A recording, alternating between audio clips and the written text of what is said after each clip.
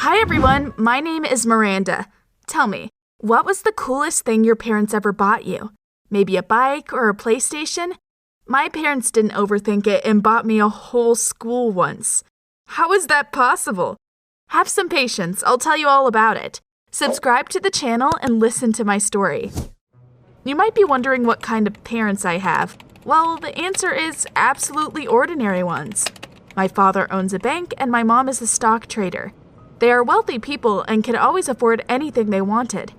Naturally, they gave me everything I wanted as well. I went to a prestigious school and my parents spent quite a lot of money on my education. However, what I did at school could not be called studying. I did not like to attend lessons at all and only went there to hang out with my friends and have fun. Why study all those subjects anyway if I would get a diploma in any case and my parents would keep providing for me in the future? Of course, our teachers were very disappointed with my academic performance and behavior. They gave me bad marks, called my parents to school, and tried to get me suspended. Do you know how I dealt with all of that? I simply told my parents that the teachers were being unfair to me, that I was being good and trying my best at school, but everyone there hated me because my parents were rich. My mom and dad didn't have time to look deeper into it, so they just took my word for it. If they had known the truth, I would have been in a world of trouble. One day, my English teacher really pissed me off. I hadn't done my homework, and she made a big deal out of it. She shouldn't have given me a bad mark and kicked me out of class just for that.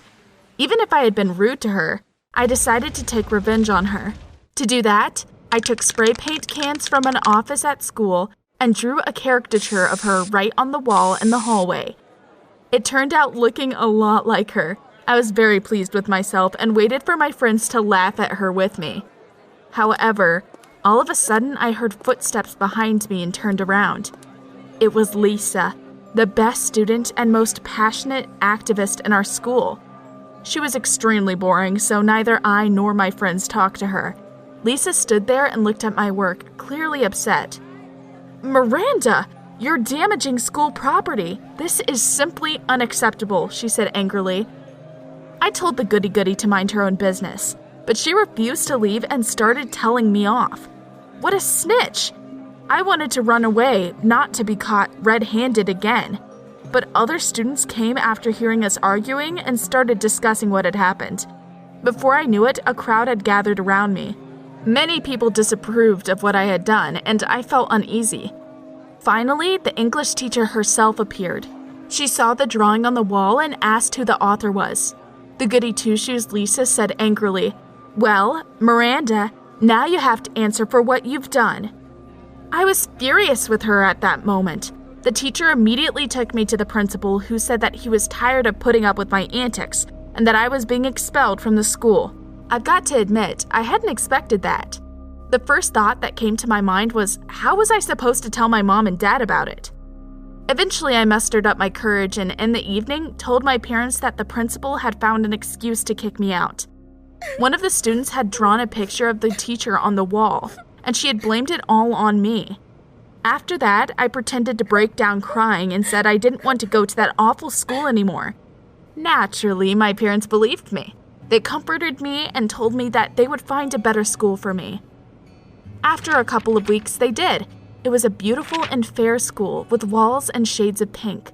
Of course, I felt very worried on the first day. I kept thinking about how my classmates and teachers would treat me. It surprised me how great everything ended up going.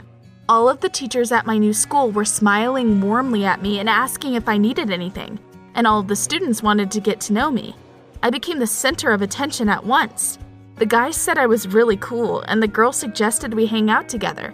By the end of the first day at my new school, I felt right at home there. It was all a bit unexpected. Perfect schools truly exist in the world, I kept thinking.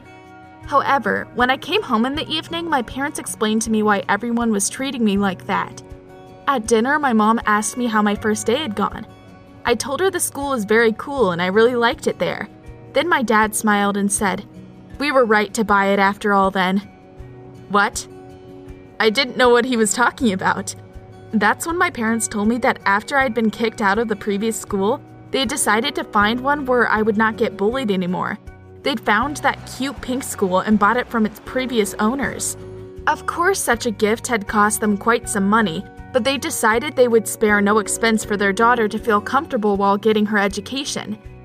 "This is our gift for you, Miranda," smiled my mother cheerfully. One hell of a gift. A whole school, all for me. I felt so happy I hugged my parents and said that I would not let them down.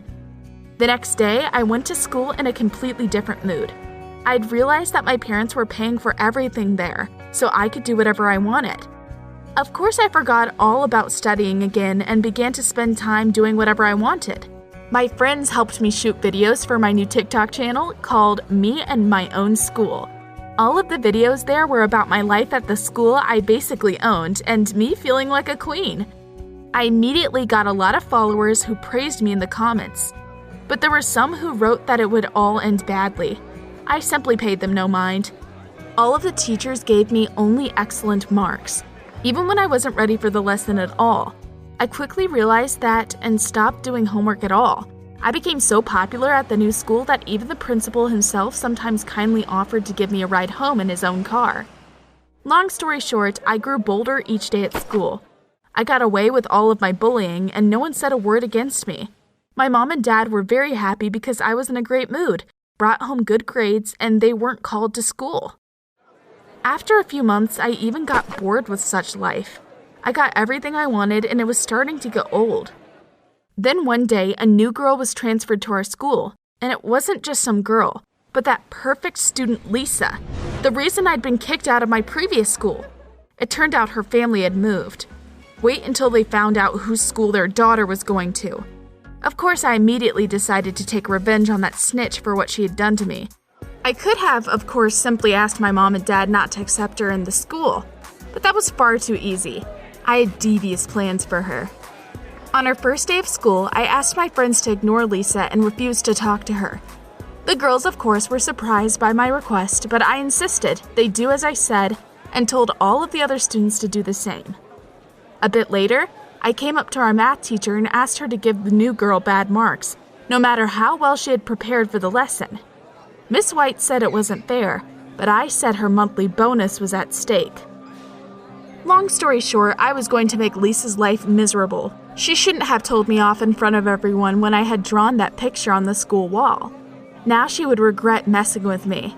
I watched her as no one wanted to talk to her at my school, as she sat alone in the cafeteria, as her academic performance was getting worse. I waited for Lisa to break down and leave on her own. I was getting ready to celebrate my victory. However, week after week passed and she persisted in going to my school. Despite everything, she tried to study well and took part in the social life of the class. When she met me, she would smile cheerfully and wave at me. She must have known whose school it was. At some point, I even began to admire her resilience. And so, over time, I started noticing strange things. My friends began to talk to Lisa in secret, and the teachers stayed to teach her after school. I wanted to complain to my parents so that they would kick Lisa out. But then, one day after school, I accidentally overheard a strange conversation. My friends and Miss White were in a classroom. They were discussing Lisa and me. My friends were telling the teacher that Lisa was a cool girl the whole school wanted to be friends with, and that everyone hated me for how I acted and thought I was spoiled and foolish. Miss White said the teachers and even the principal felt the same way, but they couldn't do anything because my parents practically owned the school.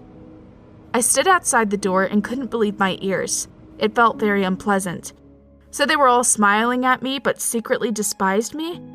I watched Lisa and realized that she had become a gray cardinal, a secret leader in the school because of how persistent and sincere she was.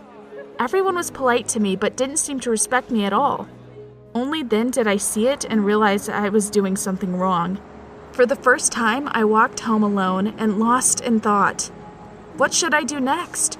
I can't stay in that school anymore because now I know how they really feel about me. But I also can't tell my parents that the school is bad or that I'm not welcome there. That will definitely not work for the second time. Should I admit that I've been lying to them this whole time and that I'm actually the one to blame? No, that's way too scary. What would you do in my place? Write in the comments down below. After all, I've realized that this is time for me to change something about my life. I want to become as strong and responsible as the perfect student Lisa.